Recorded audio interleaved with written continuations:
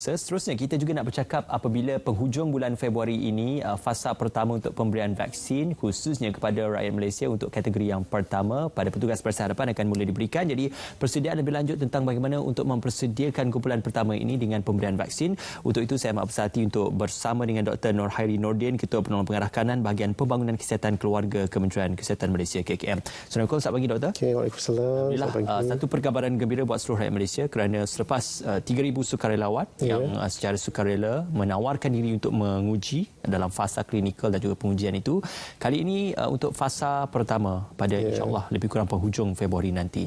Cumanya persediaan untuk penyimpanan mendapatkan vaksin itu secara asas mukadimahnya apa yang telah dilakukan oleh pihak KKM dalam rangka proses persediaan dan juga transportasi bagi vaksin, Doktor. Baik, sehingga kini apa yang kita telah lakukan ialah persediaan perancangan. Masa mula-mula kita nak memperkenalkan program imunisasi COVID-19 kebangsaan. Apa yang kita buat ialah pelaksanaan, di mana di dalam pelaksanaan itu dia melibatkan beberapa perkara. Yang pertamanya adalah sumber manusia.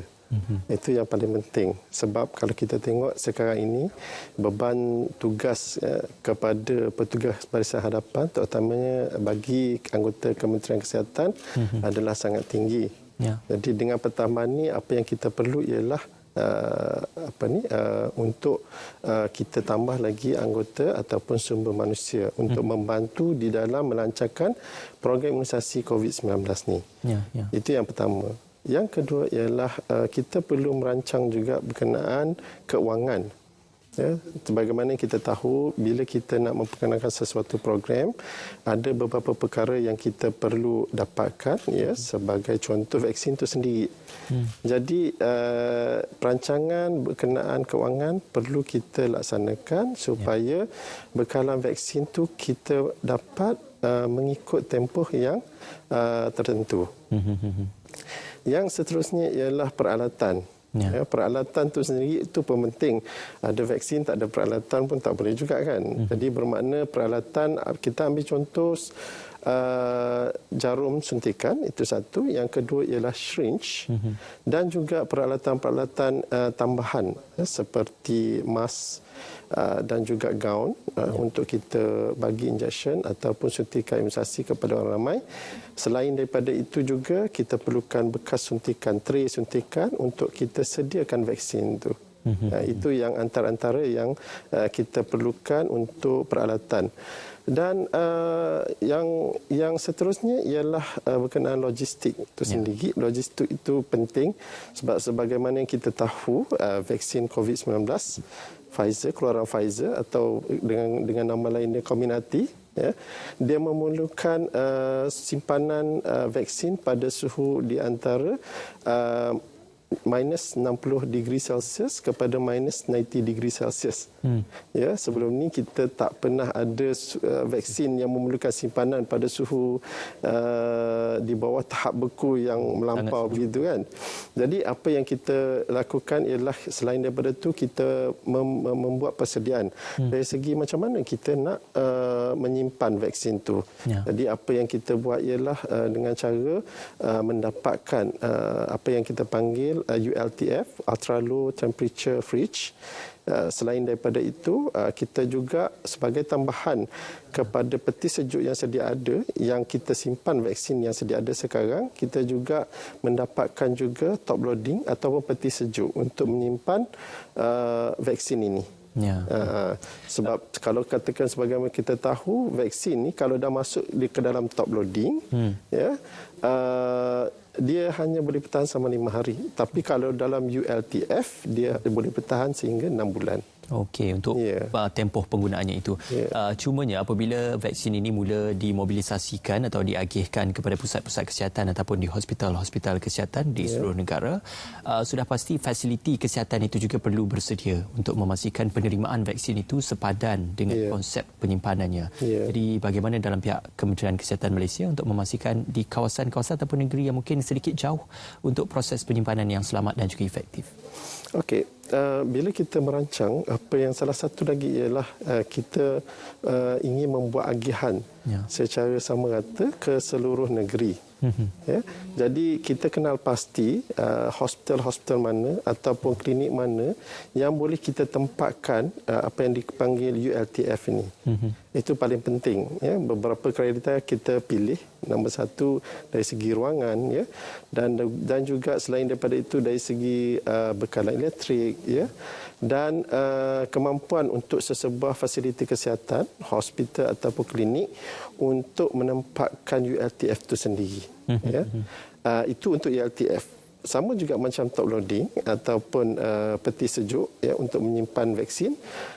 Beberapa kriteria juga kita ambil, ya, sebagai contoh kita ambil sekiranya sama ada keadaan klinik atau hospital itu sesuai untuk kita letakkan kita punya peralatan.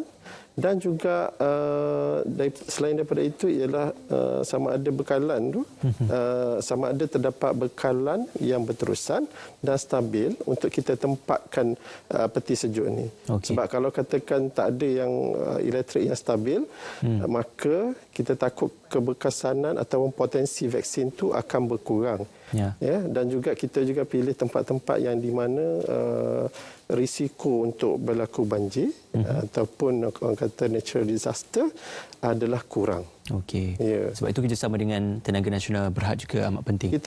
Kita sebenarnya bekerjasama dengan semua agensi sebenarnya. Ya.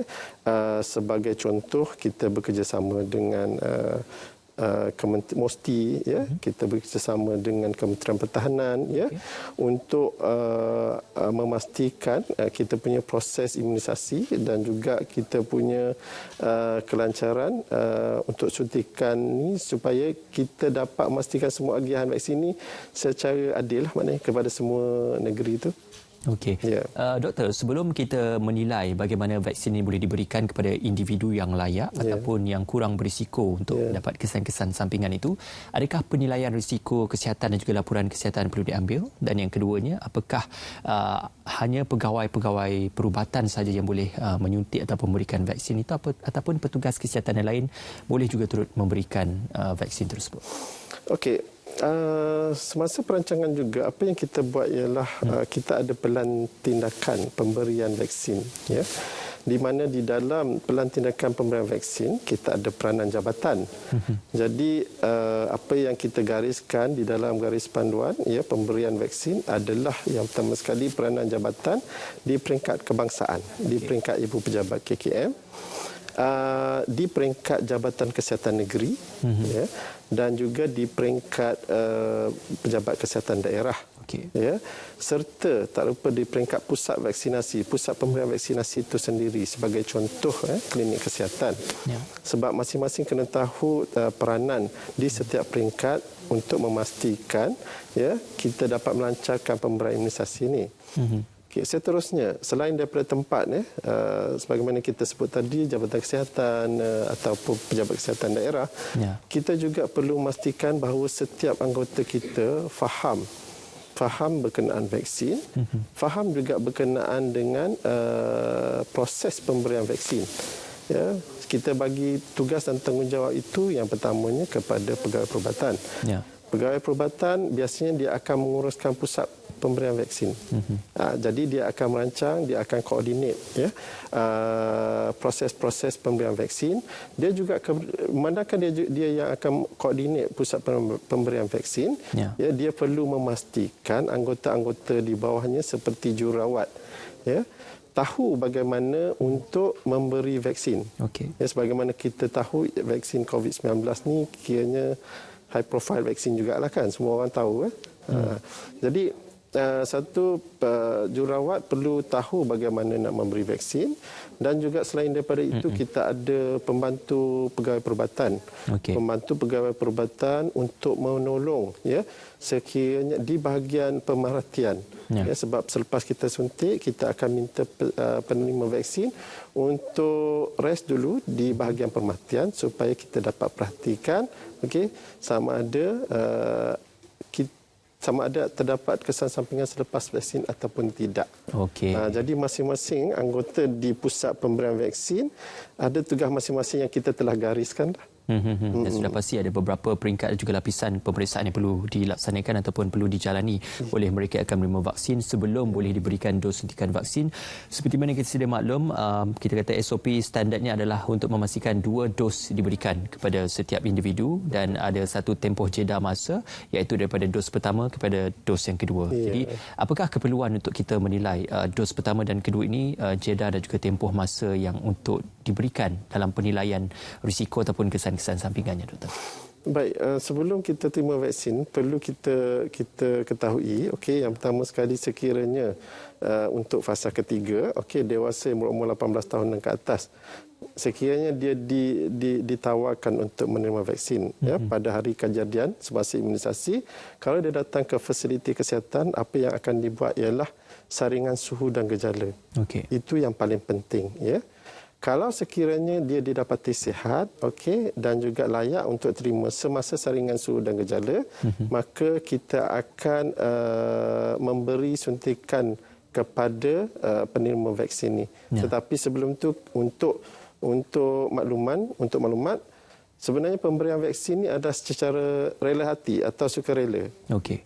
Kalau katakan dia bersetuju, seseorang penerima vaksin itu perlu menandatangani borang persetujuan. Ya, dia opt-in ya. Maknanya kalau setuju kita tanda tangan borang persetujuan. Okey. Ya. Dan kalau tak setuju, makanya berakhir di situ. Okey. Tetapi kalau katakan dia berubah fikiran, sekarang tak nak tapi kemudian nak, ya, maka dia berpeluang untuk mendapatkan vaksin itu pada fasa seterusnya, fasa ketiga. Okey. Ya. Okey.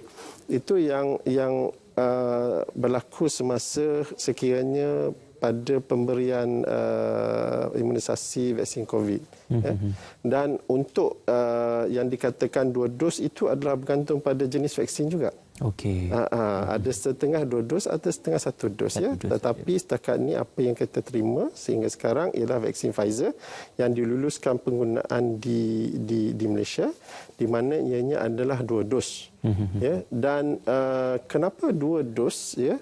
Dan kenapa selang 21 hari? Ini berdasarkan pada kajian yang menyatakan selepas dos pertama kita punya efikasi ataupun keberkesanan vaksin itu sendiri adalah lebih kurang antara 50 hingga 60%. Okey. Jadi selepas 21 hari ya, daripada kajian, dia punya keberkesanan vaksin itu sendiri akan mencapai sehingga 95%. Jadi kalau katakan kita nak mendapatkan pelindungan optima daripada keterukan penyakit COVID-19 ni, kita perlu melengkapkan dos 1 dan dos 2. Okey. Itu adalah penting untuk capai perlindungan yang optimum. Saya betul. Doktor, ada juga yang mempersoalkan mereka yang sudah pun pulih daripada COVID-19 ataupun yang sudah pun mula membentuk antibodi kepada pandemik COVID-19 ini, adakah perlu untuk mengambil vaksin kerana mereka sudah pun membina dan juga membentuk antibodi tersebut? Ramai yang bertanya pasal ni sebenarnya. Okey, sebenarnya sekiranya seseorang itu pernah kena penyakit COVID ya. Kita galakkan juga untuk seorang pengidap penyakit COVID yang telah sembuh ni untuk menerima vaksin COVID-19. Ya. Tetapi kita akan beri kepada mereka ini di dalam fasa 3. Okey. Sebab kita tahu dalam pesakit COVID-19 ni, sekiranya dia pernah kena, dia akan ada antibody dah dalam badan dia. Dia ada immune response ataupun tindakan immunity di dalam badan. Jadi dia masih ada lagi masa untuk dia tunggu dan kita akan beri kepada vaksin ini mengikut fasa. Ya. Yang pertama, kalau kita tahulah kepada petugas barisan hadapan kan. Jadi kenapa petugas barisan hadapan? Kalau katakan kita tak beri dahulu, apa yang akan berlaku, beban penyakit akan bertambah, ramai orang masuk hospital, komplikasi, dan bila ini terjadi ya, ini boleh melumpuhkan atau menjejaskan sistem kesihatan kita. Okey. Okey. Itu yang pertama. Kita tengok balik fasa kedua pula yang sebagaimana semua orang tahu ialah kepada golongan risiko tinggi. Ya. Kita tahu dalam banyak kes ya apa yang terjadi kematian ni adalah di kalangan mereka yang berisiko tinggi. Ada penyakit kencing manis ya, penyakit darah tinggi yang tidak dapat dikawal dan seterusnya ialah golongan berusia 18 tahun dewasa 18 tahun ke atas. Okey. Jadi itu yang sekiranya kalau kita pernah dapat penyakit COVID ya, dan apa yang berlaku ialah dia nak juga vaksin COVID, kita akan bagi tetapi pada fasa terakhir, fasa ketiga. Okey. Vaksin ini bukan dikatakan sebagai pelindungan sepenuhnya. Apa yang penting kita masih lagi terus patuhi SOP walaupun sudah diberikan vaksin. Pemakaian pelitup separuh muka dan juga menjaga penjarakan itu adalah sesuatu yang perlu ditekankan. Betul. Jadi apakah mungkin nasihat doktor terhadap vaksin ini bukan penyelesaian kepada segala-galanya tetapi untuk memutuskan rantaian adalah kita melihat kepada SOP asas yang banyak kali diwar-warkan oleh pihak KKM. Ya, betul. Ramai orang bertanya kenapa selepas vaksin kita ada SOP. Kena amalkan juga SOP. Kita perlu ingat, kalau katakan kita kena ingat kriteria untuk penerima vaksin adalah mereka yang salah satunya adalah mereka yang berumur 18 tahun dan ke atas. Ya. Bagaimana kebudak dengan kanak-kanak? Kan, ataupun bagaimana dengan ibu mengandung, sebab ada mereka ni tidak layak untuk menerima vaksin. Jadi itu sebab sekiranya setelah kita menerima vaksin ya, kita perlu juga untuk mengamalkan, masih perlu untuk amalkan SOP ya, mengamalkan 3W dan juga mengelakkan 3C. Ya. Sebab golongan ini walaupun kita terima vaksin tetapi golongan ini yang tak dapat terima vaksin. Ya, kita masih perlu amalkan SOP itu supaya mereka juga dilindungi. Kita faham kalau katakan sekiranya kita dah bagi vaksin, badan kita akan membentuk imuniti. Sekiranya seorang tu terima vaksin. Kalau ramai terima vaksin, ya, bermakna ia boleh membentuk apa yang dikatakan imuniti kelompok. Ia boleh membantu, kita boleh putuskan rangkaian jangkitan tu. Dia boleh membantu sekiranya dalam satu rumah, ya, ada 2-3 orang dewasa, ada satu kanak-kanak sebagai contoh kan. Jadi dalam rumah tu semua dah ada vaksin kecuali kanak-kanak. Jadi jangkitan tu tak boleh pergi ke mana-mana sebab yang lain dah ada vaksin. Terhenti di situ. Terhenti di situ. Ya. Okey, itu satu perkongsian yang baik juga dan satu sama-sama kita tekuni dan juga kita sebarkan kepada masyarakat umum. Terima kasih sekali lagi diucapkan kepada Dr. Nurhairi Nordin, Ketua Penolong Pengarah Kanan Bahagian Pembangunan Kesihatan Keluarga Kementerian Kesihatan Malaysia, dan juga terima kasih kepada pihak Kementerian Kesihatan Malaysia atas perkongsian berkenaan persediaan dalam pengurusan vaksin COVID-19. Seterusnya kita akan ke Sabah